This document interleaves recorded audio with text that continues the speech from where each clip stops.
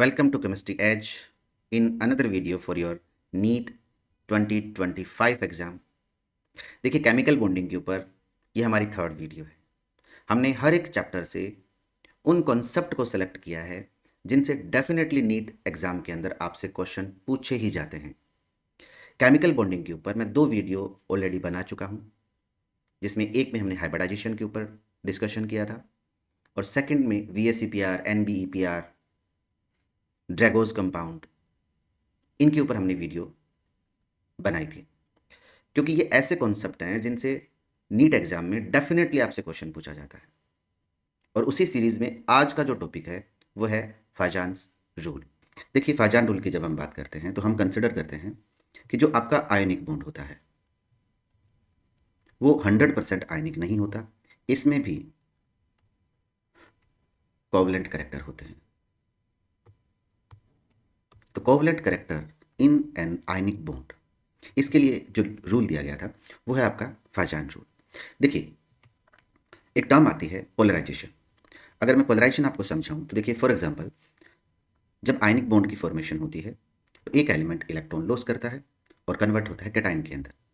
मान लीजिए ये आपका कैटायन है और एक एलिमेंट आपका इलेक्ट्रॉन गेन करता है और वो कन्वर्ट होता है एनाइन के अंदर। मान लीजिए आपका एनाइन है। ये सिमेट्रिकल स्फेरिकली होते हैं। जो आपका एनाइन है बिगर इन साइज होता है जनरली, और उसके चारों तरफ इलेक्ट्रॉन क्लाउड सिमेट्रिकली डिस्ट्रीब्यूटेड होता है इन स्फेरिकल शेप। अब होगा क्या कि जो कैटायन है, क्योंकि इसने एक इलेक्ट्रॉन या 2 इलेक्ट्रॉन ऑलरेडी लॉस कर रखे हैं, इसलिए इसका इफेक्टिव न्यूक्लियर चार्ज इंक्रीज हो जाता है। एज ए रिजल्ट क्या करता है ये, इस नेगेटिव जो आपका आयन है एनाइन है, इसकी इलेक्ट्रॉन डेंसिटी को अपनी तरफ अट्रैक्ट करता है, जिसकी वजह से जो एनाइन का स्फेरिकल साइज है, शेप है, वो डिस्टोर्टेड हो जाती है और इसे बोला जाता है पोलराइजेशन। अब किसी भी आयनिक बॉन्ड के अंदर जितना ज़्यादा पोलराइजेशन होगा उस बॉन्ड के अंदर कोवलेंट करेक्टर भी उतने ही ज़्यादा होते हैं। That mean covalent character is directly proportional to extent of polarization। अब जो पोलराइजेशन है वो 2 चीज़ों पर डिपेंड करता है। एक तो ये डिपेंड करता है कैटायन के ऊपर, यानी कैटायन जो है उसकी पोलराइजिंग पावर के ऊपर।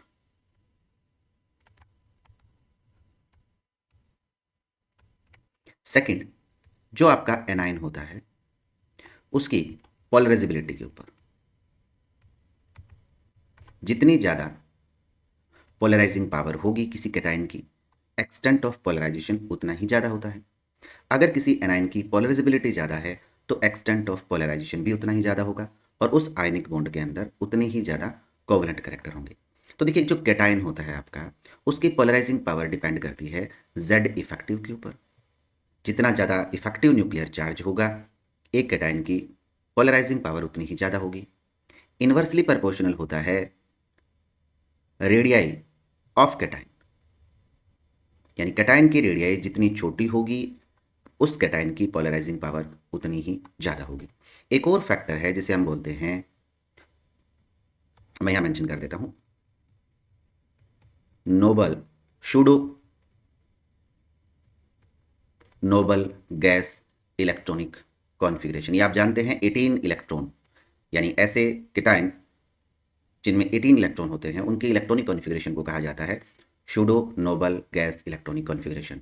अगर मैं एग्जांपल की बात करूं तो जैसे Ag पॉजिटिव हो गया, कॉपर पॉजिटिव हो गया, Zn2 पॉजिटिव हो गया, तो इनके d ऑर्बिटल में 10 इलेक्ट्रॉन होते हैं और उसके बाद 8 इलेक्ट्रॉन, इन टोटल 18 इलेक्ट्रॉन वाले जो आयंस होते हैं उनको, उनकी इलेक्ट्रॉनिक कॉन्फ़िगरेशन को बोला जाता है pseudo gas Nobel gas electronic configuration. तो ऐसे जो इलेक्ट्रॉनिक कॉन्फ़िगरेशन रखने वाले कैटायन होते हैं उनकी भी polarising power as compare to जिनकी नोबल गैस इलेक्ट्रॉनिक कॉन्फ़िगरेशन होती है उनसे ज़्यादा पोलराइजिंग पावर होती है। इसी तरह से अगर हम एनाइन की पोलराइजेबिलिटी की बात करें तो ये डायरेक्टली प्रोपोर्शनल होती है चार्ज ऑन एनाइन। जितना ज़्यादा चार्ज होगा अराउंड द एनाइन, वो इलेक्ट्रॉन डेंसिटी उतनी ही लूजली हेल्डेड रहती है और इजीली कोई भी कैटायन उसको अपनी तरफ अट्रैक्ट कर सकता है। एंड आल्सो डायरेक्टली प्रोपोर्शनल होता है साइज ऑफ एनाइन, यानी एनाइन का जितना ज़्यादा बड़ा साइज होगा, न्यूक्लियस से इलेक्ट्रॉन क्लाउड की डिस्टेंस भी उतनी ज़्यादा होगी, तो उसकी पोलराइजेबिलिटी भी उतनी ही ज़्यादा होगी। तो ये बेसिकली आप फाजान रूल में पढ़ते हैं। इनको आप factor affecting extent of polarisation भी मान सकते हैं। तो जो भी एप्लीकेशन होगी वो कोवलेंट करेक्टर के ऊपर बेस्ड होती है, इसलिए हमें सबसे पहले किसी भी प्रॉब्लम में कोवलेंट करेक्टर का ऑर्डर पता होना चाहिए। तो देखिए एप्लीकेशन पार्ट की अगर मैं बात करूं फाजान रूल के, तो जब हम कोवलेंट करेक्टर कैलकुलेट कर लेते हैं किसी भी आयनिक बॉन्ड के अंदर, तो हम समझ सकते हैं सॉल्युबिलिटी के ऑर्डर को, मेल्टिंग पॉइंट को, इंटेंसिटी ऑफ कलर को, acidic and basic nature of oxide and halides, और जो भी कंपाउंड होते हैं उनकी थर्मल स्टेबिलिटी को एक्सप्लेन किया जा सकता है। जनरली नीट जैसे एग्जाम के अंदर आपको 4 कंपाउंड दे दिए जाते हैं, आपसे पूछा जाता है कि मैक्सिमम सॉल्युबिलिटी किसकी है, मिनिमम या फिर मैक्सिमम बॉइलिंग पॉइंट किसका है, कौन सा कंपाउंड जो है वो कलर इंपार्ट करेगा, किसकी इंटेंसिटी ज़्यादा होगी, या फिर थर्मल स्टेबिलिटी के ऊपर आपसे क्वेश्चन पूछे जाते हैं। कई बार 3 या 4 कंपाउंड दे करके उनके लिए डिक्रीजिंग या इंक्रीजिंग ऑर्डर भी इन प्रॉपर्टीज़ के लिए पूछा जा सकता है। तो मैं 1 बाय 1 आपको एक्सप्लेन करता हूँ। तो सबसे पहले हम अकॉर्डिंग टू फाजान रूल जो भी यहाँ पर मैंने कंपाउंड दे रखे हैं उनमें कोवलेंट करेक्टर का ऑर्डर देखते हैं। ध्यान दें, अगर कोवलेंट करेक्टर का जो ऑर्डर होगा आयनिक करेक्टर का ऑर्डर जस्ट उसका रिवर्स होगा। तो फॉर एग्जांपल अगर मैं फर्स्ट ये जो मैंने यहाँ पर कंपाउंड मेंशन कर रखे हैं, lithium chloride, sodium chloride, potassium chloride and then caesium chloride. अब यहाँ कॉमन क्या चीज़ है, देखिए कॉमन है यहाँ पर एनाइन, इसका मतलब वो तो इन पांचों कंपाउंड में सेम है।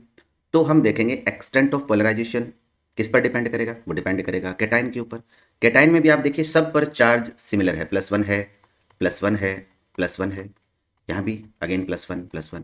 तो इसका मतलब अब डिपेंड करेगा साइज के ऊपर। और हमने क्या पढ़ा था कि जो एक्सटेंट ऑफ पोलराइजेशन है दैट इज इनवर्सली प्रोपोर्शनल, यानी किसी भी कैटाइन की पोलराइजिंग पावर क्या होती है, इनवर्सली प्रोपोर्शनल होती है कैटाइन के साइज के। यानी जैसे जैसे कैटाइन का साइज इंक्रीज होगा वैसे वैसे उसकी पोलराइजिंग पावर डिक्रीज होगी, एक्सटेंट ऑफ पोलराइजेशन कम होगा और आयोनिक करेक्टर यानी कोवलेंट करेक्टर घटेंगे तो आयनिक करेक्टर बढ़ेंगे। तो यहाँ अगर मैं साइज का ऑर्डर देखूँ तो देखिए Li पॉजिटिव से बड़ा साइज होता है Na पॉजिटिव का, Na पॉजिटिव से बड़ा होता है K पॉजिटिव का, देन आपका Rb positive, then Cs positive. ये इनका आयनिक रेडियाई का ऑर्डर हो गया। तो अगर मैं इधर से इधर जाऊं तो आपका साइज क्या होता जा रहा है, इंक्रीज होता जा रहा है। जब साइज इंक्रीज होगा तो पोलराइजिंग पावर क्या होगी, पोलराइजिंग पावर डिक्रीज होगी। पोलराइजिंग पावर अगर डिक्रीज होगी तो extent of polarisation, extent of polarisation आपका डिक्रीज होगा। अगर एक्सटेंट ऑफ पोलराइजेशन डिक्रीज हुआ तो कोवलेंट करेक्टर क्या होंगे, कोवलेंट करेक्टर भी डिक्रीज होंगे। इसका मतलब यहाँ आपका कोवलेंट करेक्टर का ऑर्डर क्या रह जाएगा, ये कोवलेंट करेक्टर का ऑर्डर रह जाएगा। बार बार इन चीज़ों को मैं एक्सप्लेन नहीं करूँगा, ये मैंने आपको ऑलरेडी यहाँ बता चुका हूँ। नेक्स्ट देखिए क्या चीज़ चेंज हो रहा है, आपका एनाइन चेंज हो रहा है। एनाइन के साथ हमने क्या देखा था कि अगर आपका एनाइन का साइज इंक्रीज होता है तो उसकी पोलराइजेबिलिटी क्या होगी, इंक्रीज होगी। अगर पोलराइजेबिलिटी इंक्रीज हुई तो एक्सटेंट ऑफ पोलराइजेशन इंक्रीज होगा और कोवलेंट करेक्टर इंक्रीज होगी। इसका मतलब यहाँ पर कोवलेंट करेक्टर का ऑर्डर क्या रहेगा, ये रहेगा। नेक्स्ट देखिए अगेन यहाँ पर नेगेटिव आइन सेम है, पॉजिटिव आइन डिफरेंट है। और पॉजिटिव आइन की बात करें तो चार्ज डिफरेंट है, यहाँ +1 है, यहाँ +2 है, यहाँ +3 है। तो जितना ज़्यादा कैटाइन पर चार्ज होगा उसकी पोलराइजिंग पावर उतनी ही ज़्यादा होगी, जितनी ज़्यादा पोलराइजिंग पावर होगी एक्सटेंट ऑफ पोलराइजेशन उतना ही ज़्यादा होगा। तो कोवलेंट करेक्टर क्या हो जाएंगे, कोवलेंट करेक्टर का ऑर्डर ये हो जाएगा। नेक्स्ट क्वेश्चन देखिए, यहाँ मैंने हर एक प्रॉब्लम के अंदर अलग अलग कॉन्सेप्ट दिए। देखिए फर्स्ट के अंदर कैटाइन चेंज हो रहे हैं, सेकंड के अंदर एनाइन चेंज हो रहा है, यहाँ पर कैटाइन चेंज हो रहे हैं और चार्ज भी चेंज हो रहा है।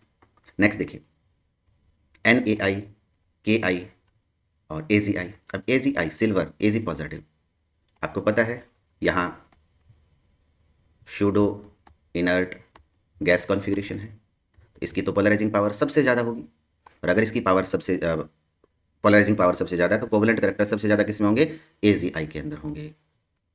उसके बाद देखते हैं यहाँ फिर दो, यानी दोनों ही एल्कली मेटल हैं, इससे बड़ा साइज इसका है तो पोलराइजिंग पावर कम है, पोलराइजिंग पावर कम है तो आपके कोवलेंट करेक्टर भी कम होंगे। तो यहाँ उसके बाद आएगा आपका Na एंड देन आएगा आपका Ki। ये ऑर्डर रहेगा इनके कोवलेंट करेक्टर का। नेक्स्ट देखिए HF, NH3, CH4, NH2। अब यहाँ का क्या ऑर्डर रहेगा, क्या चीज़ चेंज हो रही है देखते हैं। देखिए यहाँ क्या है आपका F नेगेटिव है, यहाँ क्या है आपका N3 नेगेटिव है, यहाँ क्या है आपका CH4 नेगेटिव है, यहाँ क्या है आपका O2 नेगेटिव है। अगेन क्या चीज़ चेंज हो रहे हैं, यहाँ पर आपके एनाइन चेंज हो रहा है। एनाइन पर जितना ज़्यादा चार्ज होगा उसकी पोलराइजेबिलिटी उतनी ही ज़्यादा होगी, जितनी ज़्यादा पोलराइजेबिलिटी होगी कोवलेंट करैक्टर भी उतना ही ज़्यादा होंगे। तो सबसे ज़्यादा अगर यहाँ कोवलेंट करैक्टर की बात करें तो किस में आएंगे, 3 नंबर में आएंगे, यानी CH4 के अंदर। उससे कम हम बात करें तो अमोनिया में, उससे कम हम बात करें तो वाटर के अंदर, और सबसे कम हम बात करेंगे तो किसके अंदर आएंगे, HF के अंदर। तो इस तरह से अगर आप कोवलेंट करैक्टर का ऑर्डर समझ जाते हो तो बाकी solubility, melting point, thermal stability etcetera आप आराम से कर सकते हैं, क्योंकि ये सारी चीज़ें किससे इफेक्ट होती हैं, ये कोवलेंट करैक्टर से तो इफेक्ट होती है। क्योंकि आयनिक जो बॉन्ड होता है उसकी आयनिक कंपाउंड की अपनी एक प्रॉपर्टीज़ होती है।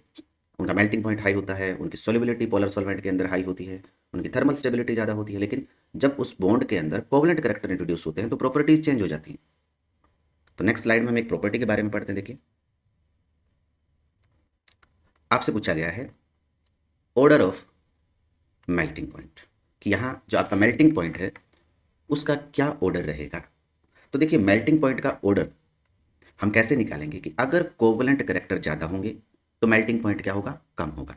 अगर आयनिक करैक्टर ज़्यादा होंगे तो मेल्टिंग पॉइंट क्या होगा, डेफिनेटली ज़्यादा होगा। तो यहाँ देखिए 3 मैंने कंपाउंड मेंशन किए हैं, NaF, CuCl एंड NaCl। यहाँ अगर आप देखेंगे तो ये कॉपर पॉजिटिव है, again pseudo inert gas configuration रखता है। इन दोनों में कैटाइन सेम है बट एनाइन क्या है, डिफरेंट है। तो अगर मेल्टिंग पॉइंट का ऑर्डर हमें देखना है तो सबसे पहले हम कोवलेंट करैक्टर का ऑर्डर देखते हैं, यानी ऑर्डर ऑफ कोवलेंट करैक्टर। क्या रहेगा ऑर्डर ऑफ कोवलेंट करैक्टर का, CuCl में सबसे ज़्यादा कोवलेंट करैक्टर होंगे। उसके बाद देखिए, क्योंकि यहाँ पर नेगेटिव आयन बड़ा है, उसकी पोलराइजेबिलिटी ज़्यादा होगी, तो आपका आएगा NaCl, देन आपका आएगा NaF। तो अब आपका मेल्टिंग पॉइंट का ऑर्डर क्या हो जाएगा, जस्ट इसका रिवर्स हो जाएगा, यानी सबसे ज़्यादा जो मेल्टिंग पॉइंट होगा वो NaF का होगा, उससे कम आपका NaCl का होगा, और सबसे कम जो होगा वो CuCl का होगा। होप आप समझ गए होंगे कि हमें सबसे पहले कोवलेंट करैक्टर को जरूर कंसिडर करना है जब इस तरह की हम प्रॉब्लम करते हैं। नेक्स्ट देखिए, LiCl, BeCl2 and BCl3। A9 same है बट अगेन आपका कैटाइन क्या है, यहाँ पर डिफरेंट है। Li positive, Be2 positive, B3 positive. तो जितना ज़्यादा पॉजिटिव चार्ज, पोलराइजिंग पावर उतनी ज़्यादा, कोवलेंट करैक्टर उतने ही ज़्यादा, और कोवलेंट करैक्टर जितने ज़्यादा मेल्टिंग पॉइंट उतना ही कम। तो सबसे मोस्ट आयनिक अगर हम यहाँ पर बात करेंगे तो वो होगा आपका LiCl। तो सबसे ज़्यादा मेल्टिंग पॉइंट किसका होगा, LiCl का होगा, उससे कम होगा BeCl2 का, और सबसे कम होगा BCl3 का। नेक्स्ट देखिए, again NaF, NaCl, then NaBr, NaI। क्या चीज़ चेंज हो रहा है, नेगेटिव आयन चेंज हो रहे हैं। नेगेटिव आयन में भी क्या चेंज हो रहा है, चार्ज तो चेंज नहीं हो रहा, चार्ज तो सिमिलर है, साइज इंक्रीज होता जा रहा है। साइज जैसे जैसे इंक्रीज होता है नेगेटिव आयन का, उसकी पोलराइजेबिलिटी इंक्रीज होती है, पोलराइजेबिलिटी इंक्रीज होती है तो कोवलेंट करैक्टर इंक्रीज होता है, और कोवलेंट करैक्टर इंक्रीज होता है तो मेल्टिंग पॉइंट डिक्रीज होता है। तो मेल्टिंग पॉइंट का ऑर्डर क्या रह जाएगा, ये रहेगा मेल्टिंग पॉइंट का ऑर्डर। नेक्स्ट देखिए, ये वाला क्वेश्चन थोड़ा सा आराम से आप समझेंगे इसे। देखिए, LiCl की अगर हम बात करते हैं तो ये प्रोमिनेंटली कोवलेंट होता है as compare to these chlorides, इसलिए LiCl का मेल्टिंग पॉइंट सबसे कम होगा। अब सबसे ज़्यादा किसका होगा, सीजियम क्लोराइड का होगा, बिल्कुल भी नहीं होगा, NaCl का सबसे ज़्यादा होता है। इससे कम होता है KCl का, इससे कम होता है RbCl का, इससे कम होता है CHCl का। तो ये ऑर्डर आप एज इट इज़ याद रखेंगे। देखिए, लैटिस एनर्जी जो है ना, उसकी वजह से ये ऑर्डर हमें मिलता है। NaCl की लैटिस एनर्जी सबसे ज़्यादा होती है इन क्लोराइड्स के अंदर, दैट्स वाई ये ऑर्डर जो है वो रेगुलर ट्रेंड को फॉलो नहीं कर रहा है। तो वेरी इंपॉर्टेंट,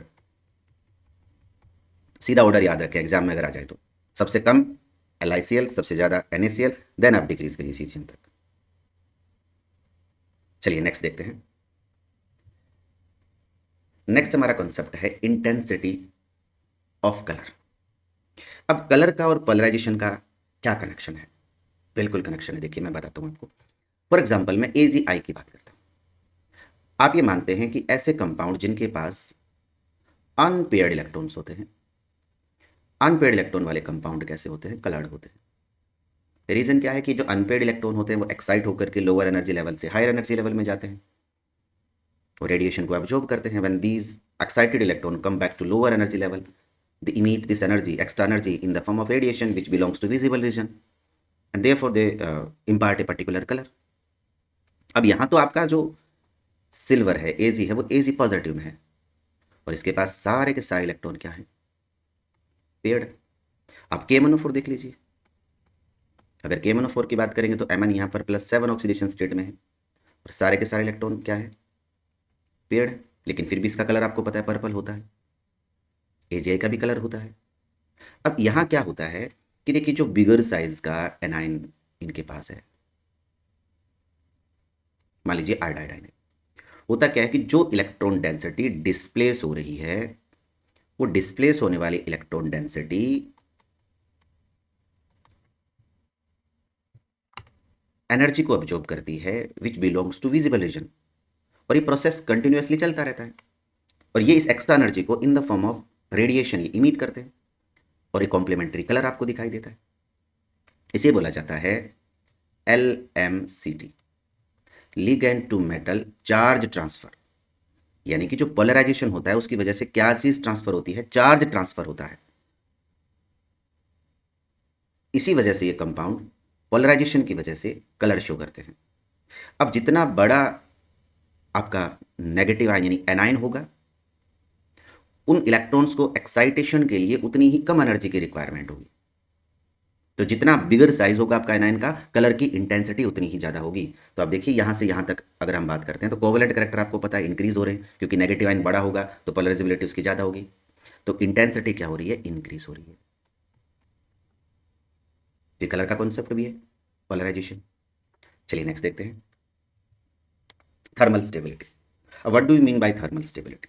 क्या होता है जब भी आप किसी कंपाउंड को हीट करते हैं, गर्म करते हैं, तो वो डीकम्पोज हो जाता है। अब अगर इस हीट की वैल्यू, डेल्टा की वैल्यू अगर हाई है किसी कंपाउंड के लिए, तो हम मानते हैं कि वो कंपाउंड थर्मली स्टेबल है।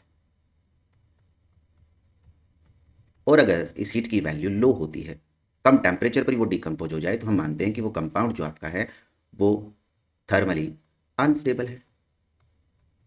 अब अगर हम इसे ट्रिकी बेस के अंदर सोल्व करना चाहते हैं तो मैं यहाँ पर दो केस बना देता हूँ उसके लिए, स्टेबिलिटी के लिए। Case first and case second. देखिए केस फर्स्ट क्या है, when compound contain mono atomic anion. गौर से समझे, mono atomic anion. Mono atomic anion का मतलब जैसे कि X नेगेटिव यानी F negative, Cl negative, Br negative, I negative, जैसे कि ऑक्साइड हो गए O2 नेगेटिव। तो इस तरह के जो मोनो एटॉमिक एनाइंस होते हैं, अगर वो प्रेजेंट हैं तो क्या होगा, तो जैसे जैसे आपका स्टेबिलिटी की अगर मैं बात करूं, stability it is inversely proportional to size of cation. Size of cation N3 negative also a monoatomic A9.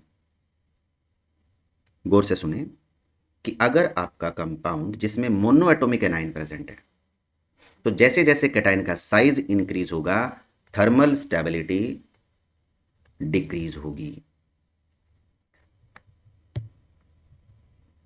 Case second, definitely case second फिर हम स्टडी करेंगे कि पॉली एटॉमिक एनाइन अगर प्रेजेंट हो तो क्या होगा।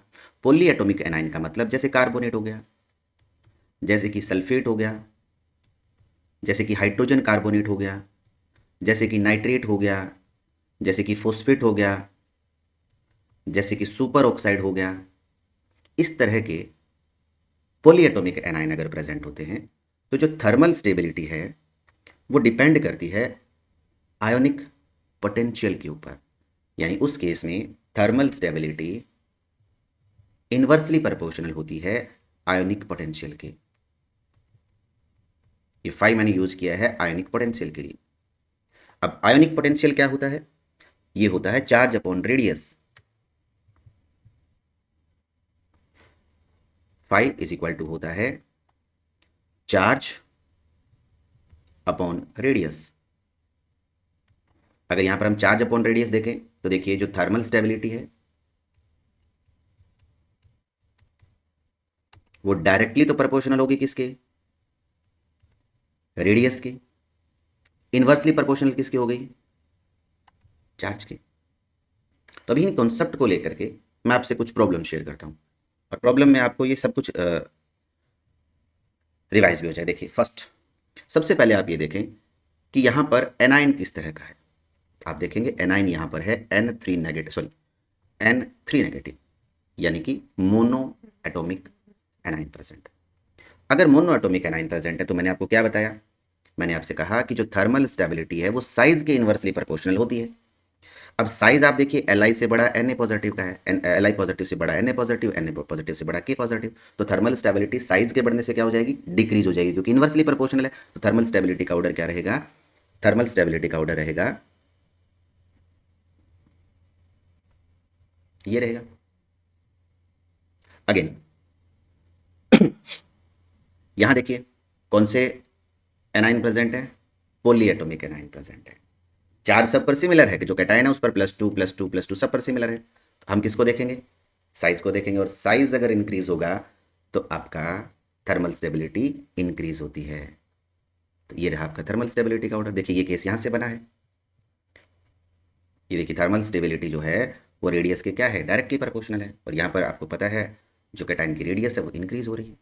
सेम ऑर्डर देखिए आपका यहाँ पर हो जाएगा, क्योंकि अगेन यहाँ पर भी आप देखिए जो कैटायन प्रेजेंट है वो आपका पॉलीएटॉमिक है, ये ऑर्डर हो जाएगा। अगेन यहाँ आपका ऑक्साइड है जो कि अगेन मोनोटोमिक एनाइन, और मोनोटोमिक एनाइन होता है तो साइज के इनवर्सली प्रोपोर्शनल होती है, तो आपका ऑर्डर ये हो जाएगा।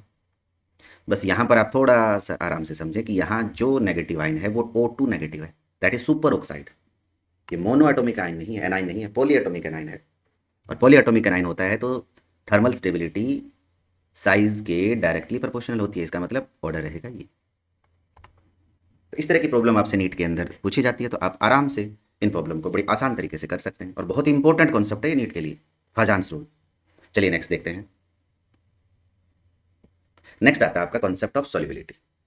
अब देखिए सॉल्युबिलिटी के कॉन्सेप्ट को अगर हम समझना चाहें तो जनरली हमें पता है कि ionic compound are more soluble in polar solvent, whereas covalent compound are more soluble in non polar solvent. अब यहाँ हो क्या रहा है कि आयोनिक बॉन्ड में कोवलेंट करेक्टर आ रहे हैं, तो डेफिनेटली जब कोवलेंट करेक्टर आएंगे किसी आयनिक कंपाउंड के अंदर तो पोलर में उसकी सॉल्युबिलिटी डिक्रीज होगी और नॉन पोलर में सॉल्युबिलिटी क्या होगी, इंक्रीज होगी। तो अब इसे हम कैसे समझेंगे, इसे हम दो केस बना करके समझेंगे। देखिए केस फर्स्ट में मैं किसको मैं वेरी करूंगा, कैटाइन को। मान लीजिए कोई ऐसे कंपाउंड है जहां पर क्या चीज वेरी हो रहे हैं, कैटाइन वेरिंग है। सेकंड केस हम बनाएंगे जहां पर एनाइन वेरी हो रहा हो, यानी कई कंपाउंड आपको दिए गए हैं जहां पर एनाइन क्या हो रहा है, वेरिंग हो रहा है, चेंज हो रहा है। यहां अगेन फिर मैं दो केस बनाता हूं। देखिए एक आपका ग्रुप फर्स्ट के लिए, एक बनाता हूं मैं ग्रुप सेकंड के लिए, एस ब्लॉक एलिमेंट। देखिए ग्रुप फर्स्ट के अंदर क्या ध्यान रखना है आपको कि जैसे जैसे आपका साइज इंक्रीज होगा कैटाइन का, क्योंकि कैटाइन वेरी हो रहा है, कैटाइन का साइज वेरी होगा, वैसे वैसे सोल्यूबिलिटी क्या होगी आपकी, इंक्रीज होगी। अब ये अगर मैं आपको बता दूं कि अगर इस तरह के कंपाउंड मेटल ब्रोमाइड या मेटल आयोडाइड का अगर पर्टिकुलर केस हो तो आप ध्यान रखेंगे रिवर्ट ऑर्डर होगा कि अगर size of alkali metal increases then solubility decreases. यानी जो एल्कली मेटल ब्रोमाइड्स और एल्कली मेटल आयोडाइड्स हैं उनके केस में अगर आपका एल्कली मेटल का एटॉमिक साइज इंक्रीज हुआ तो सॉल्युबिलिटी क्या होगी, डिक्रीज होगी। अब बात करते हैं ग्रुप सेकंड के एलिमेंट्स के। तो अगर कैटाइन का साइज इंक्रीज होता है तो आपकी सॉल्युबिलिटी डिक्रीज होती है, सॉल्युबिलिटी क्या होगी, डिक्रीज होगी। एक्सेप्ट किसको छोड़ करके, फ्लोराइड को छोड़ करके, ऑक्साइड को छोड़ करके और हाइड्रोक्साइड को छोड़ करके, बस। यानी इनके केस में सॉल्युबिलिटी इंक्रीज होगी, इसलिए मैंने लिखा except fluoride, oxide and hydroxide. Next अगर एनाइन वेरी होता है तो हम यहां फिर फर्दर दो केस बनाएंगे, एक बनाएंगे ट्रांजिशन एलिमेंट के लिए और एक बनाएंगे ग्रुप फर्स्ट और ग्रुप सेकंड के लिए। कि यहां अगर आपका, क्योंकि एनाइन वेरी हो रहा है तो मैं साइज किसकी साइज की बात करूंगा, एनाइन के साइज की बात कर रहा हूं। एनाइन का साइज अगर इंक्रीज हो तो सॉल्युबिलिटी डिक्रीज होगी। हम बहुत सी प्रॉब्लम इसके ऊपर करेंगे तो मैं बार बार आपको समझाते रहूंगा, सॉल्युबिलिटी क्या होगी, डिक्रीज होगी। यहां अपोजिट है, कि अगर यहाँ पर आप एनायन के साइज को इंक्रीज करेंगे, अगर इंक्रीज होगा तो यहाँ सोल्यूबिलिटी जो है आपकी वो भी इंक्रीज होगी, यानी ऑपोजिट है ये दोनों ऑर्डर। तो आप आराम से नोट कर लें इस चीज़ को, क्योंकि जैसे ही हम प्रॉब्लम इससे रिलेटेड देखेंगे तो आपको इन्हीं चीज़ों की जरूरत पड़ेगी, आप यहाँ से ही प्रैक्टिस कर सकते हैं। तो चलते हैं प्रॉब्लम के ऊपर। देखिए फर्स्ट प्रॉब्लम, सबसे पहले आप ये देखिए कि क्या चीज़ वेरी हो रहा है। एनाइन वेरी हो रहा है, और किसके साथ केस बना हुआ है, ट्रांजिशन मेटल के साथ बना हुआ। तो जब ट्रांजिशन मेटल के साथ हमने ये केस बनाया था तो क्या बताया मैंने आपको, देखिए ट्रांजिशन मेटल के साथ जैसे जैसे एनाइन का साइज इंक्रीज होगा सॉल्युबिलिटी क्या होगी, डिक्रीज होगी। यानी in case of transition element हमने क्या बताया कि जैसे जैसे एनाइन का साइज इंक्रीज होगा वैसे वैसे सॉल्युबिलिटी आपकी क्या होगी, डिक्रीज होगी। तो अगर आप यहां देखें F negative, Cl negative, Br negative और I नेगेटिव, तो सॉल्युबिलिटी का ऑर्डर क्या रहेगा, सॉल्युबिलिटी का ऑर्डर रहेगा कि AgF सबसे ज़्यादा सॉल्युबल है, उससे कम AgCl, उससे कम AgBr और उससे कम AgI होगा। अब देखिए सिंपल सा रीजन भी है कि सबसे ज़्यादा कोवलेंट कौन है, सबसे ज़्यादा कोवलेंट AgI है, तो सबसे सॉल्युबिलिटी कम इसी की रहेगी। नेक्स्ट देखिए अगेन, पहले कौन सा एलिमेंट है, ये एलिमेंट है आपके ग्रुप सेकंड के। वेरी कौन हो रहा है, कैटाइन वेरी हो रहा है। और कैटाइन अगर वेरी हो रहा है तो मैंने ऑक्साइड के साथ पर्टिकुलर क्या बताया था आपको कि जैसे जैसे कैटाइन का साइज इंक्रीज होगा वैसे वैसे सॉल्युबिलिटी की अगर हम बात करें तो सॉल्युबिलिटी भी क्या होगी, इंक्रीज होगी। तीन केसेस में मैंने बताया था, फ्लोराइड, ऑक्साइड और हाइड्रोक्साइड, इन तीन केसेस के अंदर। तो कैटाइन का साइज इंक्रीज हो रहा है तो सॉल्युबिलिटी क्या हो जाएगी आपकी, इंक्रीज हो जाएगी। यानी सॉल्युबिलिटी का ऑर्डर क्या रहेगा, बेरिलियम से ज़्यादा मैग्नीशियम का ऑक्साइड, देन कैल्शियम का ऑक्साइड और देन स्ट्रोंशियम का ऑक्साइड रहेगा। उसके बाद यहाँ देखिए यहाँ क्या चीज़ चेंज हो रही है, यहाँ ग्रुप फर्स्ट का कैटाइन है वो चेंज हो रहा है। और ग्रुप फर्स्ट का जब कैटाइन चेंज होता है तो मैंने आपको पर्टिकुलरली क्या बताया था कि जब कैटाइन इंक्रीज होगा तो सॉल्युबिलिटी क्या होती है आपकी, सॉल्युबिलिटी इंक्रीज होती है। तो आपका सॉल्युबिलिटी का इंक्रीज ऑर्डर है। हाँ क्लोराइड के केस में मैंने अलग बताया, सॉरी ब्रोमाइड के केस में और आयोडाइड के केस में उल्टा बताया था। हाँ यहाँ एक ये भी केस है, इसको भी हम कंसिडर कर लेते हैं अभी।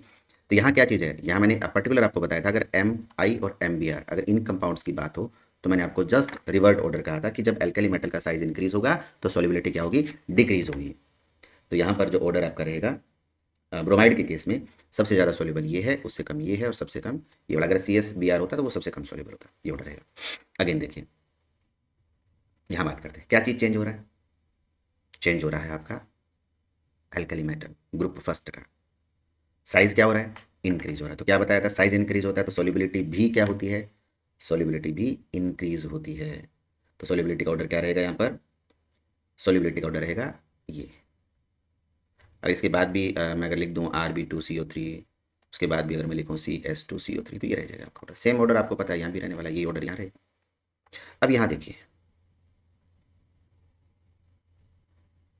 यहाँ ऊपर हम एक प्रॉब्लम वैसे तो स्टडी कर चुके हैं, ये रही सेम ही कि जब एनाइन का साइज इंक्रीज होता है तो सॉल्युबिलिटी क्या होती है, इंक्रीज होती है। तो एनाइन का साइज आपका इंक्रीज हो रहा है और सॉल्युबिलिटी क्या हो जाएगी, डिक्रीज हो जाएगी। तो ऑर्डर रह जाएगा ये। तो आराम से आप इन सब प्रॉब्लम को देखिए, आप स्क्रीनशॉट ले लीजिए, ठीक है, या फिर मैं टेलीग्राम के ऊपर ये शेयर कर दूंगा PPT। आप डिस्क्रिप्शन में टेलीग्राम का लिंक मिल जाएगा, आप वहाँ से टेलीग्राम चैनल से जुड़ सकते हैं। अगर आपको कोई भी कॉन्सेप्ट समझना हो तो आप उसके लिए भी मुझे कमेंट बॉक्स में लिख सकते हैं। आप यहाँ से ये स्क्रीनशॉट लेकर के इन प्रॉब्लम को एक बार और स्टडी कर लें आराम से। चलिए नेक्स्ट देखिए, ये मैंने दो केस बहुत अलग लिखे हैं। अब इसका रीज़न है अपने आप के अंदर। देखिए ये लिथियम या सोडियम क्लोराइड, पोटेशियम, सीजियम, इन क्लोराइड्स हैं ग्रुप फर्स्ट एलिमेंट के। देखिए यहाँ कोई ट्रेंड फॉलो नहीं होता है। अगर कोई मुझसे पूछे कि इन कंपाउंड में सबसे ज़्यादा सोल्युबिलिटी किसकी है तो मैं नाम लूँगा LiCl। कोई मुझे कहे सबसे कम सोल्युबिलिटी किसकी है, मैं कहूँगा KCl। तो अगर इनको 1 2 3 4 5 में नाम दूँ तो सबसे ज़्यादा सोल्युबिलिटी 1 नंबर की, उससे कम सोल्युबिलिटी 5 नंबर, उससे कम सोल्युबिलिटी 4 नंबर, उससे कम सोल्युबिलिटी 2 नंबर और सबसे कम सोल्युबिलिटी 3। बस आप इसको रट लीजिए, ठीक है, क्योंकि यहाँ हाइड्रेशन एनर्जी का कॉन्सेप्ट, लैटिस एनर्जी का कॉन्सेप्ट इन्वॉल्व हो जाता है और ये प्रैक्टिकल वैल्यूज़ के ऊपर बेस्ड क्वेश्चन है। तो सबसे maximum solubility LiCl among the chlorides, और सबसे मिनिमम की अगर बात करें तो पोटेशियम के क्लोराइड की सॉल्युबिलिटी। ये जो दो चीज़ें आप बहुत ध्यान रखें, बहुत ही इंपॉर्टेंट कॉन्सेप्ट है। आपसे एग्जाम में सीधा सॉल्युबिलिटी के ऊपर पूछेंगे, कोई एक्सप्लेनेशन नहीं पूछेगा आपसे। अगेन देखिए, अगर मैं कॉन्सेप्ट के ऊपर बेस्ड बात करूं यहाँ पर LIF, LICL, LIBR और LII की। तो इंपॉर्टेंट क्या है वो मैं बता देता हूँ कि दो चीज़ें हैं। देखिए यहाँ पर अगर आपका नॉन पोलर सॉल्वेंट है तो आपका ऑर्डर रहेगा, मैं इनको नंबर अगर 1, 2, 3 और 4 दूँ तो नॉन पोलर सॉल्वेंट के अंदर 4, 3, 2 एंड 1 रहेगा। अब आप इसको तो एक्सप्लेन कर सकते हैं, देखिए क्योंकि बिगर साइज का एनाइन है तो कोवलेंट करेक्टर इसमें सबसे ज़्यादा है, और कोवलेंट करेक्टर अगर ज़्यादा है तो नॉन पोलर सॉल्वेंट के अंदर वो सोल्यूबल सबसे ज़्यादा होगा। लेकिन अगर हम पोलर सॉल्वेंट की बात करें इसका मतलब इसका ऑर्डर रिवर्ट होना चाहिए, बट रिवर्ट नहीं होता है। सबसे ज़्यादा सोल्यूबल LIBR होता है, इससे कम होता है LICL, इससे कम होता है LII और सबसे कम होता है LIF। ये ऑर्डर, इसलिए ये चीज़ भी मैं कहूँगा इंपॉर्टेंट है, बिना किसी कॉन्सेप्ट के आप इसको मेमोरी में फिट कर लें। ये दो लास्ट की जो प्रॉब्लम मैंने शेयर करी। नेक्स्ट देखते हैं। तो ये था आपका देखिए फाजान रूल। हम क्या कर रहे हैं इस सीरीज़ के अंदर, हर एक चैप्टर से उन कॉन्सेप्ट को ले रहे हैं जिनसे डेफिनेटली नीट एग्जाम में क्वेश्चन पूछा ही जाता है, और उनके एप्लीकेशन पार्ट पर ज़्यादा फोकस कर रहे हैं। ज़्यादा से ज़्यादा प्रॉब्लम मैं आपके साथ शेयर कर रहा हूँ ताकि आप उस तरह की प्रॉब्लम अगर आपको एग्जाम में मिले तो किस तरह से आपको सोल्व करना है, कॉन्सेप्ट कैसे अप्लाई करना है, इसके ऊपर फोकस ज़्यादा रहता है हमारा। तो अगर आपको ये वीडियो पसंद आई हो तो अपने बाकी दोस्तों के साथ भी शेयर करें और चैनल को ज़रूर सब्सक्राइब करें। Thank you.